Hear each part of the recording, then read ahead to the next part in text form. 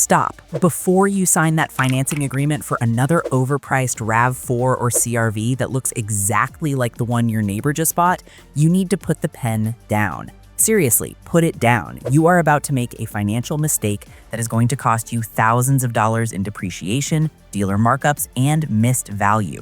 There are 5 bulletproof SUVs sitting on dealer lots right now that absolutely nobody is looking at.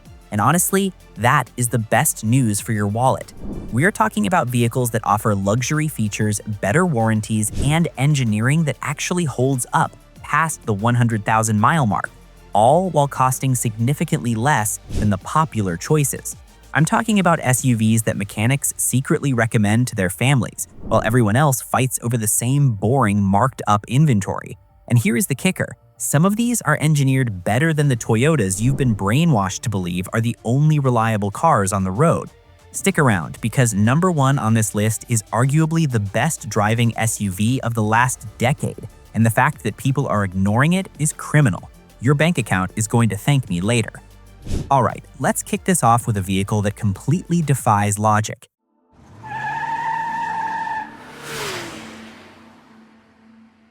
Number 5 is the budget Lamborghini that nobody sees coming, the Buick Envista. Now, I know what you're thinking. Buick? Isn't that the brand my grandfather drove to bingo night in 1998?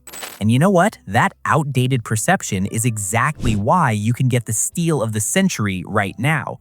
While everyone is busy mocking the badge, Buick quietly went out and built an SUV that looks like a $60,000 Lamborghini Urus coupe, but starts at around $23,000. That is not a typo. You are getting Italian super SUV styling for the price of a used Corolla. But let's talk about why dealerships can barely explain this car to people. It's purely a branding problem. People assume Buick means expensive luxury or old person smell. They walk right past it to look at Chevy Trax or Honda HRVs, completely missing the fact that the Envista is sitting right there looking like a concept car that escaped the factory. Here's the thing about the Envista that mechanics appreciate, even if they won't admit it publicly. Underneath that sleek, coupe-like hood, it's running a GM 1.2-liter turbo engine. Now, before you start sweating about turbo reliability, understand this. This is a simple, proven powertrain that GM has been refining for years. It's the same heart beating inside the Chevy Trax, which means parts are everywhere, maintenance is cheap, and any mechanic with a pulse can work on it.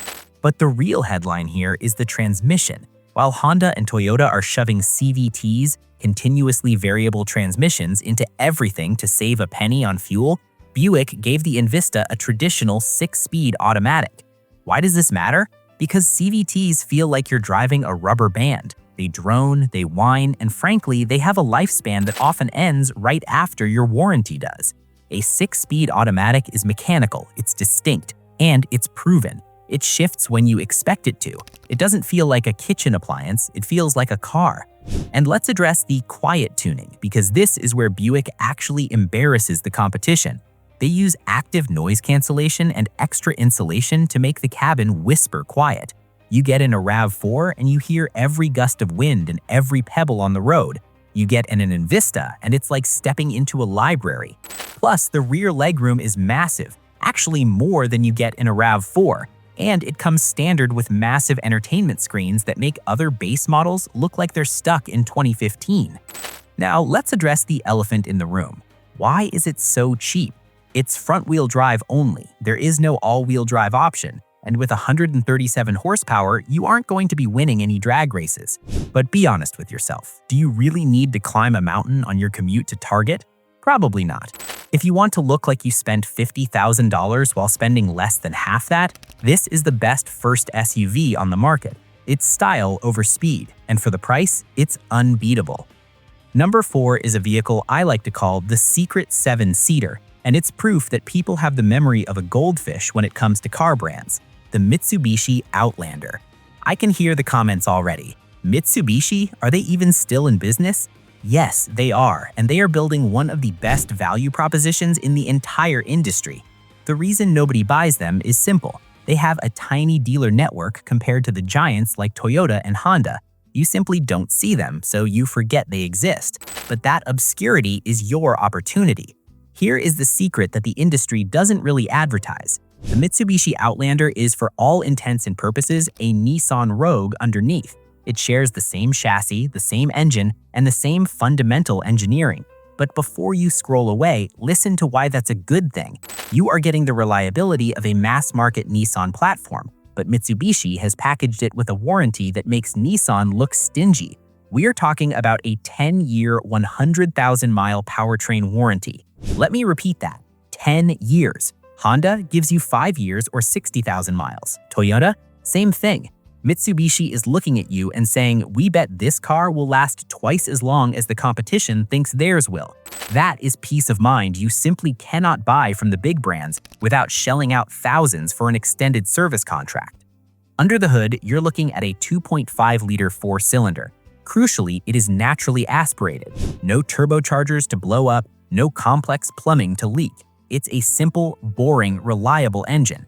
And in a world where engines are getting smaller and more stressed, boring is exactly what you want if you plan to keep a car for a decade. But here's the hack that makes the Outlander a winner. It's one of the only compact SUVs that comes with a third row of seats as standard equipment. Now, I'm going to be real with you. That third row is tiny. It's for small children or people you don't like very much. But the point is, it's there. When you have an emergency and need to haul 2 extra kids, you can. Try doing that in a CR-V. You can't. You're taking 2 cars. And the interior is genuinely insulting to luxury brands. If you step up to the higher trims, you get diamond quilted leather that feels nicer than what BMW was putting in the X3 5 years ago. It feels substantial, it feels expensive, and yet because it has a Mitsubishi badge on the front, people walk right past it. You get Nissan Rogue reliability, a warranty that lasts a decade, and free third-row seating, all for a price that usually sits below the competition. It's the smartest loophole in the family hauler market. Moving on to number 3, we have the practicality king. And honestly, it's criminal how many people ignore this for the more expensive options, the Kia Sportage. The Sportage suffers from middle child syndrome. It sits in the shadow of its corporate sibling, the Hyundai Tucson, and it gets blocked out by the sales juggernaut that is the Toyota RAV4. People assume that because it's a Kia, it's somehow lesser than. But buckle up, because that assumption is costing you serious features. This SUV is physically larger than its direct competitors. Kia basically decided to stretch the definition of a compact SUV until it snapped. The result? Class-leading cargo space and rear legroom that make tall teenagers actually stop complaining. If you have bulky baby strollers, hockey gear, or just a Costco addiction, the Sportage swallows it all without breaking a sweat. But let's talk about reliability, because I know the Kia Boys headlines have everyone nervous. The reality is, the current generation Sportage consistently scores high in quality ratings, hitting the 83 out of 100 range in JD Power studies. And here's a pro tip from mechanics that nobody talks about. Get the hybrid model. The hybrid powertrain in the Sportage is widely considered to be smoother and more reliable long-term than the base gas engine. It balances the load, reduces wear on the internal combustion components, and the transmission integration is seamless. And let's just address the interior for a second, because Kia has decided to absolutely humiliate Toyota. We are talking about a massive curved panoramic screen setup, dual 12.3-inch displays that looks like it was ripped straight out of a Mercedes. It's crisp, it's responsive, and it makes the interior of a RAV4 look like it belongs in a museum exhibit about 2012. You sit in this thing and you feel like you're driving the future, not just commuting to work. And of course, we have to mention the warranty again. Kia's famous 10-year, 100,000-mile coverage applies here. It's the ultimate put your money where your mouth is move. They are telling you up front that they expect this powertrain to survive a decade of abuse. When you combine the massive interior space, the tech that's actually usable, and that warranty, the Sportage isn't just a good deal, it's the best family hauler for the price, period. Now number 2. This one is going to annoy the fashion-conscious crowd, but it might just save your life. The safety fortress, the Subaru Forester. Why is it overlooked? Let's be brutal. It's not sexy. It looks like a toaster on wheels. It's boxy, it's utilitarian, and it screams, I teach geography and enjoy hiking. Style-conscious buyers take one look at the square jawline and run towards the sleek curves of a Mazda or a Hyundai. But that boxy shape, that is its superpower. The Forester has the best visibility of any SUV on the market today. We call it the goldfish bowl. The windows are huge, the pillars are thin. You can actually see out of the thing. In modern car design, where roof lines are getting lower and blind spots are getting bigger, the Forester is a breath of fresh air. You aren't guessing where the car is, you can see it. Mechanically, this thing is a tank. It comes standard with symmetrical all-wheel drive. Notice I said standard. Competitors like Toyota and Honda make you pay extra for AWD, or they give you a slip and grip system that only kicks in after you've already started sliding. Subaru's system is always on, always working, and always sending power to all four wheels. If you live where it snows, rains, or where the roads are just garbage, this isn't a luxury, it's a necessity. Let's do a reliability fact check though, because old reputations die hard. Yes, older Subarus had head gasket issues, we all know the stories, but the modern engines, specifically the ones from 2019 onward, have largely fixed this. The engineering has evolved. However, and I cannot stress this enough, you must be diligent about oil changes. The Boxer engine is brilliant. It sits low for a better center of gravity, but it does not tolerate neglect. Treat it right and it will run forever. Then there is the EyeSight system. This is Subaru's suite of safety tech and it comes standard. Automatic braking, lane keep assist, adaptive cruise control. It's all there and it works better than systems in cars costing twice as much. It doesn't just beep at you, it actually intervenes effectively. The verdict on the Forester? It's the smart choice. It's the adult choice. If you have a new driver in the family, or if you just want to get home safely in a blizzard while everyone else is stuck in a ditch, you buy the Forester. It's not about looking cool, it's about arriving alive. And finally, we have arrived at number 1, the budget BMW. The SUV that automotive journalists buy with their own money, but the general public completely ignores. The Mazda CX-5. Why is this car overlooked? Because it's old. The current design has been around for years. In a market obsessed with the newest shiny thing, the CX-5 feels familiar. It doesn't have the flashy robot styling of the new Hyundais. But ignoring this car because it's not new is the biggest mistake you can make. The CX-5 is widely considered the best driving affordable SUV on the planet, period. Mazda doesn't build appliances, they build cars for people who actually enjoy driving.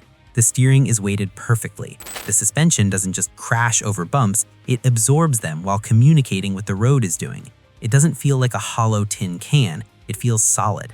Here is the reliability holy grail that puts the CX-5 at the top of this list. While everyone else, Nissan, Subaru, Honda, even Toyota in some models, is moving to CVTs to chase fuel economy numbers, Mazda said no. The CX-5 uses a traditional 6-speed Sky-Active Drive automatic. Mechanics love this transmission. It locks up early, it shifts crisply, and most importantly, it is bulletproof. It doesn't have the fragility of a CVT that starts slipping at 150,000 miles. It's built to last. Paired with the 2.5-liter Sky-Active engine, which is naturally aspirated in the base trims, you have a powertrain that is arguably the most reliable combination on the market right now. And then there's the luxury factor. Close the door of a CX-5. It goes thud. It doesn't clang.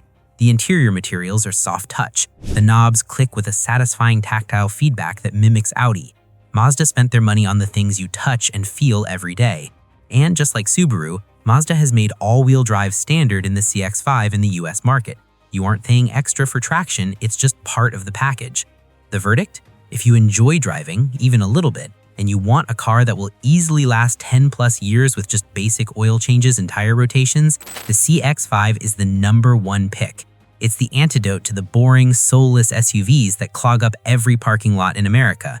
So there you have it, 5 SUVs that offer more value, better engineering, and smarter features than the herd mentality choices everyone else is making. From the budget-friendly style of the Buick Envista to the legendary driving dynamics of the Mazda CX-5. These are the hidden gems of 2026. Most people are going to keep buying the RAV4 or the CR-V without thinking, simply because it's what their neighbor bought. But you now know better. You know where the real value is hiding. If this video stopped you from overpaying for a badge, do me a favor and hit that subscribe button. We are going to keep exposing the secrets the car dealerships don't want you to know. Drop a comment below and tell me, would you take the budget Lamborghini Envista or are you sticking with the safety fortress Forester? I want to hear your take. Now, stop watching videos and go test drive something that's actually worth your hard-earned money. Your wallet will thank you.